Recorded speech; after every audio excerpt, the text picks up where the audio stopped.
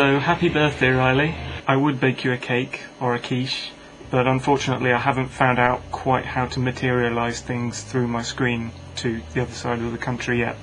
I'm working on it. Anyone know how to fax a cake?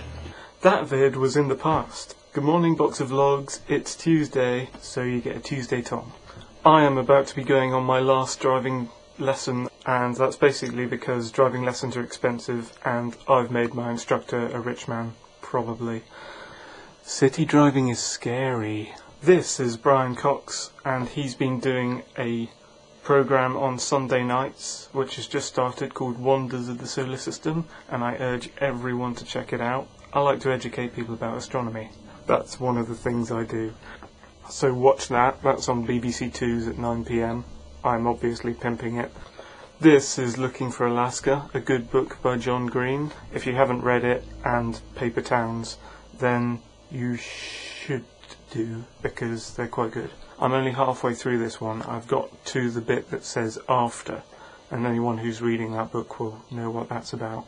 This is my table book, or break book. As you can see, it's got a one of my pattern things on it, because I do arty stuff. That is kind of a stylised solar system.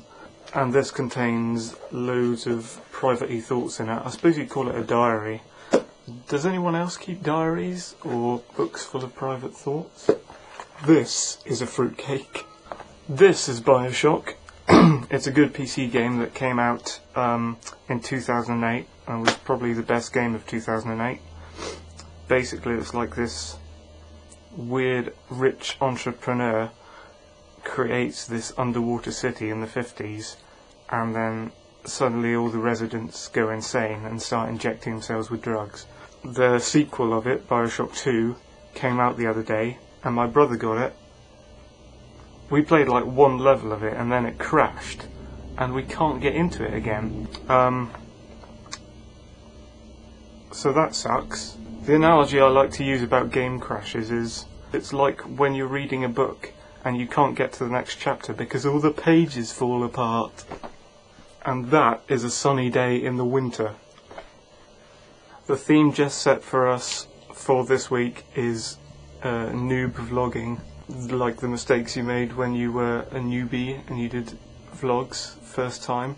I'm always like looking at the LCD instead of the you guys. It's just like I think I'm always falling out of the frame and I have to check where I am. Hi, how are you doing, everyone? I'm not visible. Another one is I didn't used to edit out my ers and ums so much, and there are quite a few of those.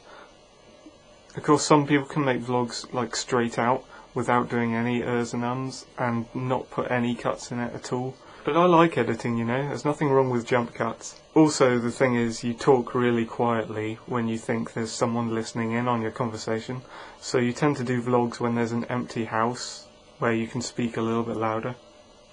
And it's not an entirely empty house today. I also had a piece of paper here. I was going to show it to you, but I can't find it, and it was like a note to self while vlogging, and it said, don't say kinda, don't say sorta, don't say and it said, don't say something, which, reading it back, you kind of think, don't say something? Surely that's the whole point? Okay, one last thing to share with you. Since I'm an astronomy buff, I like this. My crazy, shy workmate Sophie has freckles on the back of her hand that link together to form the shape of the constellation Cassiopeia in the night sky. Isn't it amazing? Obviously she's got a biro and drawn a dot to dot together, so you can't actually see for real, but the dots on her hands form exactly the right stars to make that squash W shape of Cassiopeia, and that is awesome. It's a shame not more of you are into astronomy, because then you could tell me if you have any freckles that form star constellations.